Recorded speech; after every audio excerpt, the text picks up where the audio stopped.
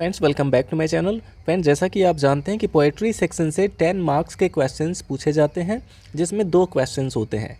एक तो आपको सेंट्रल आइडिया लिखना होगा जिसमें आपको 4 मार्क्स मिलेंगे, और एक आपको स्टैंजा दिया जाता है और उसके नीचे कुछ क्वेश्चंस होते हैं, आपको उन क्वेश्चंस के आंसर देने होते हैं।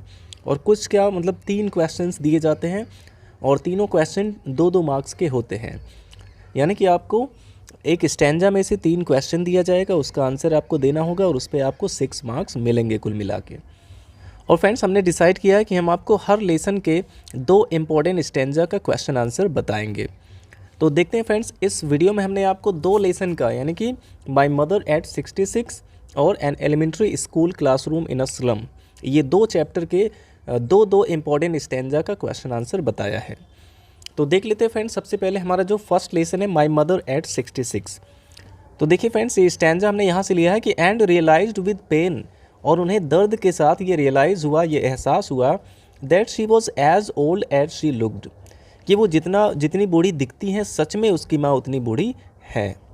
But soon put that thought away, लेकिन शीघ्र ही इस विचार को दूर करने के लिए, तो यहीं तक केवल ये स्टैंजा दिया गया है। और वैसे इसके आगे कहा गया कि इस विचार को दूर करने के लिए उन्होंने क्या किया, गाड़ी से बाहर की ओर देखा, कार से बाहर की ओर देखा। तो देखिए इसमें क्वेश्चंस आपसे पूछे गए हैं। फर्स्ट क्वेश्चन हमारा है कि what did the poet realise after seeing her mother's face, यानी कि अपनी माँ का चेहरा देखने के बाद पोएटेस ने क्या रियलाइज़ किया, उन्हें क्या एहसास हुआ। तो इसमें आपको बताया गया कि after seeing her mother's face, यानी कि अपनी माँ का चेहरा देखने के बाद द पोएट रियलाइज्ड, पोएट ने ये रियलाइज़ किया, ये एहसास किया that she was really as old as she looked, कि वो वास्तव में उतनी बूढ़ी हैं जितना वो दिखती हैं। तो ये चीज़ आप इसके आंसर में लिख सकते हैं कि after seeing her mother's face, अपनी माँ का चेहरा देखने के बाद द पोएट रियलाइज्ड, पोएट को ये एहसास हुआ that she was really as old as she looked, कि वह वास्तव में उतनी बूढ़ी हैं जितनी बूढ़ी वो दिखती हैं। तो इस प्रकार से आप इसका आंसर लिख सकते हैं। अब देखिए नेक्स्ट क्वेश्चन है कि what did the poet feel with realization, यानी कि रियलाइजेशन के साथ उन्होंने क्या फील किया, पोएट ने क्या फील किया।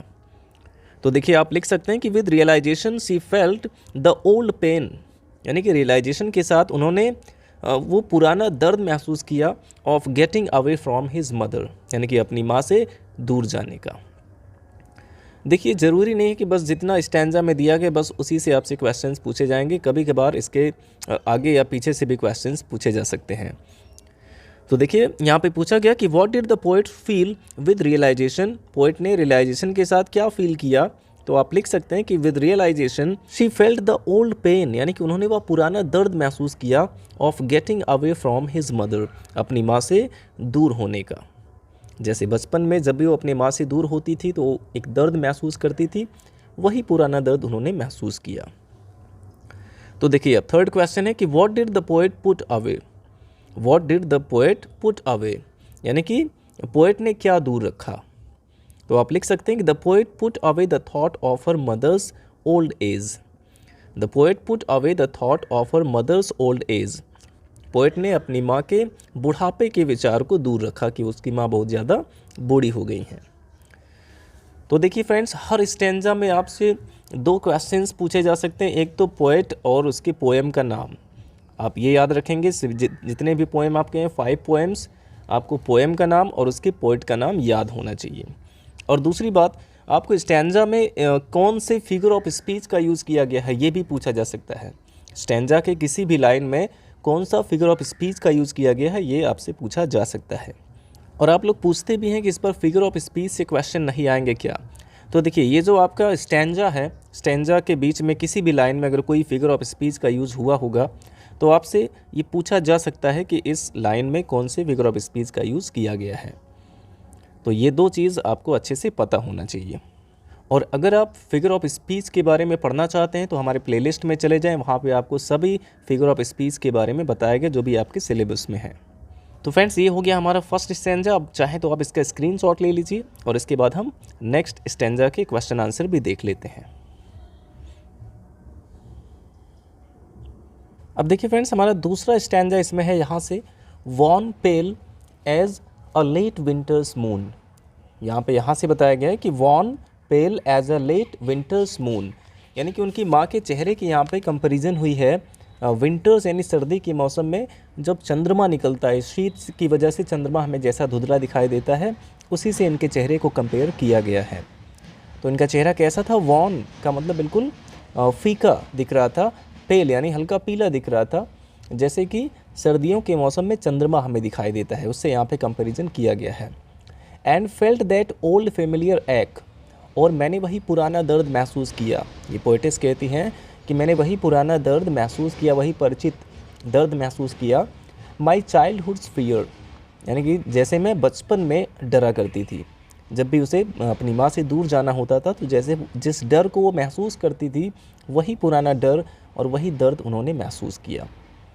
But all I said was see you soon Amma, लेकिन पोएटिस ने केवल इतना ही कहा कि सी यू सून अम्मा, आपसे फिर मिलेंगे अम्मा। All I did was smile and smile and smile, और मैंने जो भी कुछ किया मैं केवल मुस्कुराई, मुस्कुराई और मुस्कुराई। तो ये हमारा पूरा स्टैंजा है।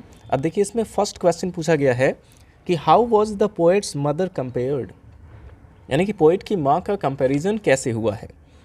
तो आप बता सकते हैं कि the poet's mother was compared to a late winter's moon.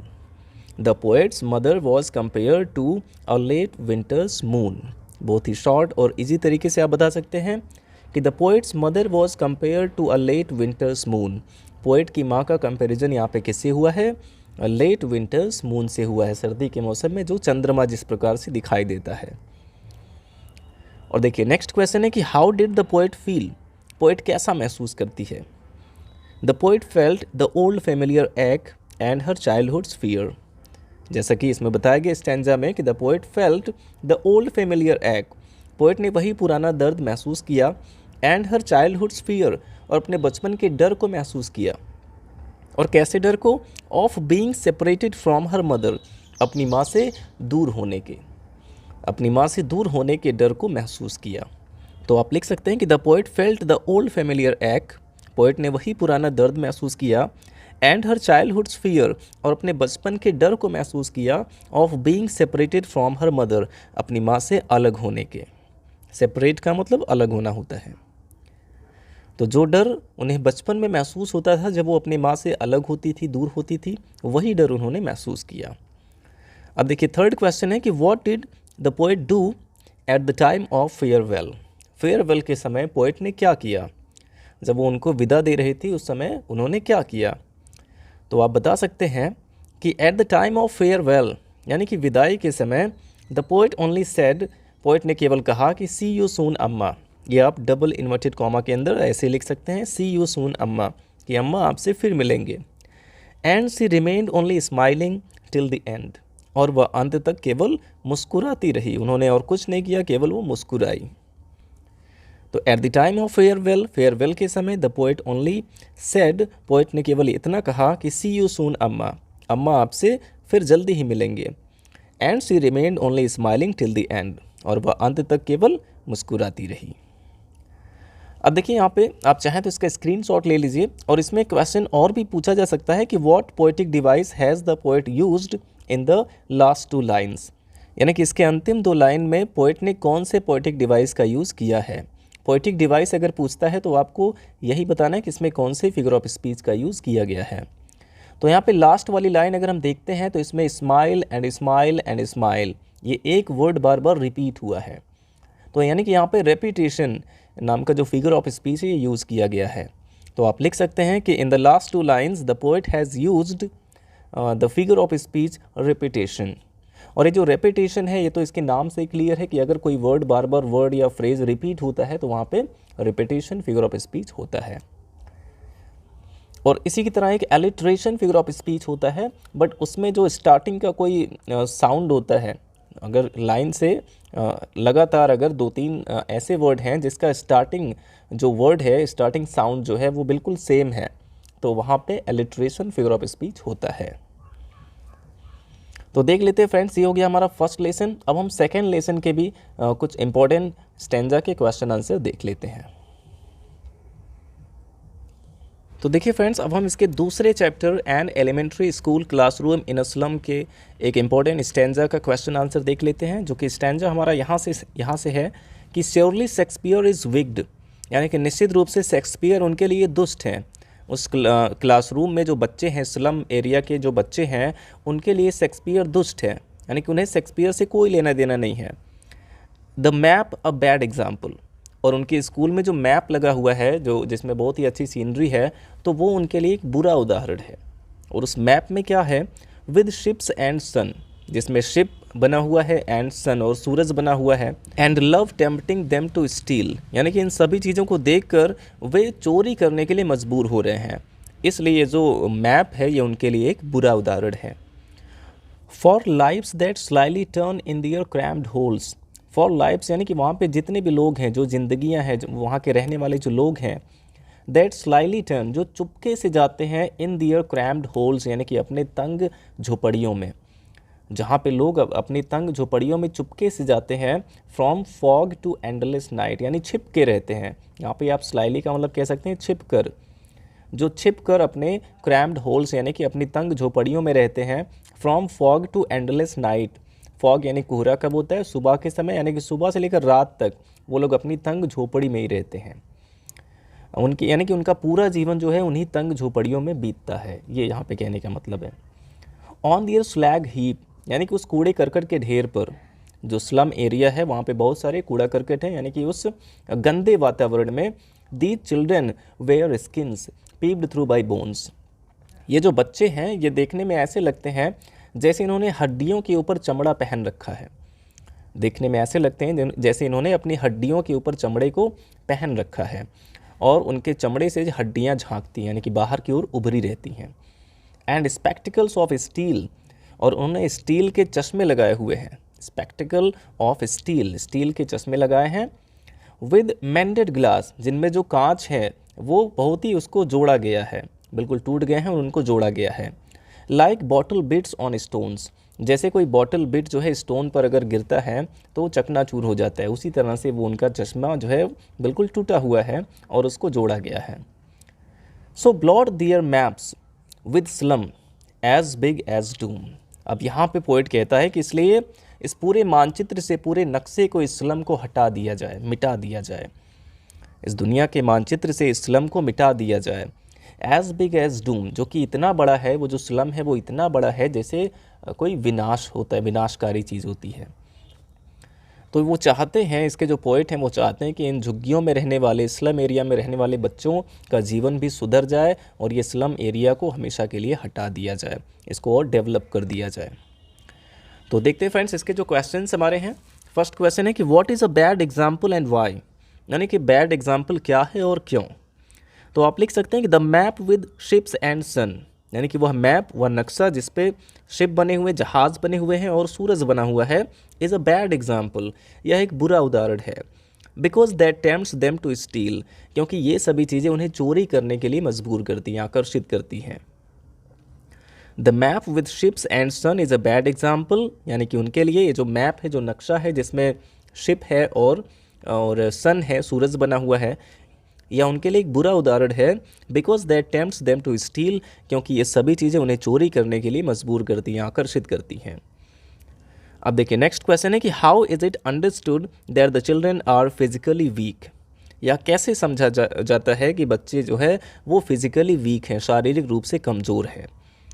तो ये चीज़ कहाँ पे बताया गया, देखिए यहाँ पे बताया गया कि the children in the slum wear skins peeped through bones, यानी कि जो स्लम एरिया के बच्चे हैं वे अपनी हड्डियों के ऊपर चमड़ी पहने हुए हैं, ऐसे लगते हैं, और उनके चमड़ों से हड्डियां जो है उभरी रहती हैं।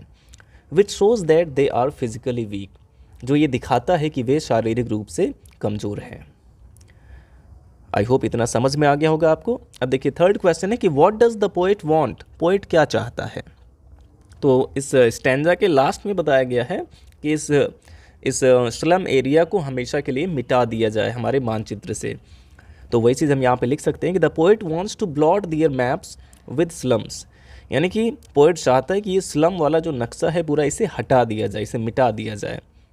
लेकिन इसका मतलब क्या है, it means that they should be provided healthy environment, इसका मतलब क्या है कि वहाँ के लोगों को एक हेल्दी एनवायरनमेंट दिया जाए, एक स्वस्थ वातावरण दिया जाए, टू लिव इन यानी कि रहने के लिए।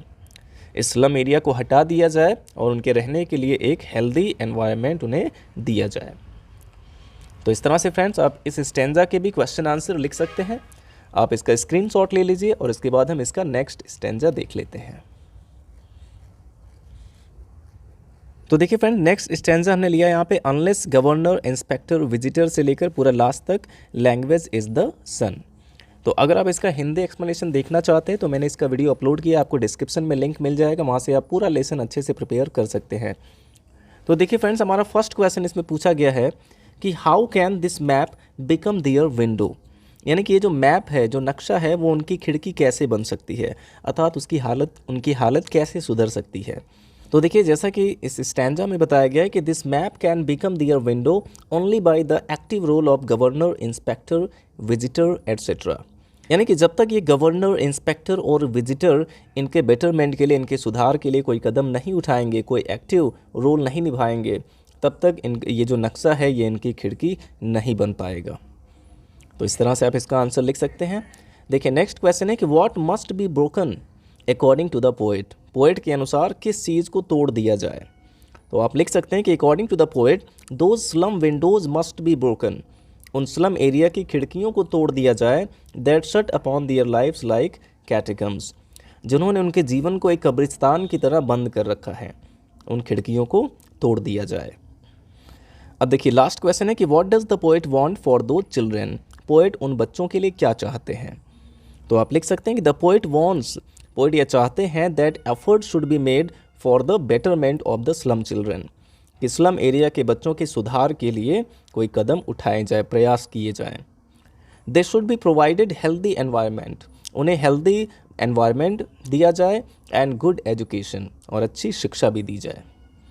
तो what does the poet want for दो चिल्ड्रेन, ये इसमें पूछा गया था कि पोएट बच्चों के लिए क्या चाहते हैं। तो आप लिख सकते हैं कि द पोएट वांट्स, पोएट यह चाहते हैं that effort should be made for the betterment of the slum children, कि उन स्लम एरिया के बच्चों के सुधार के लिए कुछ प्रयास किए जाएं। They should be provided healthy environment, उन्हें एक स्वस्थ वातावरण दिया जाए, एंड गुड एजुकेशन, और अच्छी शिक्षा दी जाए। तो इस तरह से फ्रेंड्स, आप इस दोनों लेसन के जो दो इम्पॉर्टेंट स्टैंजा थे, आपको इन दोनों का क्वेश्चन आंसर बताया गया। आई होप आपको समझ में आ गया होगा। तो वीडियो अच्छा लगा हो तो लाइक करिएगा, और अगर आप हमारे आगे की वीडियोस भी देखना चाहते हैं तो आप चैनल को सब्सक्राइब ज़रूर करें। Thanks for watching.